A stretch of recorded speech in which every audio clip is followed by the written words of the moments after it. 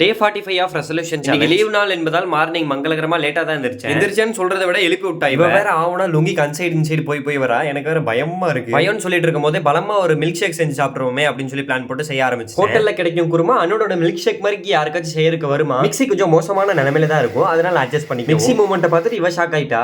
என்னடா பண்ணிட்டு இருக்க?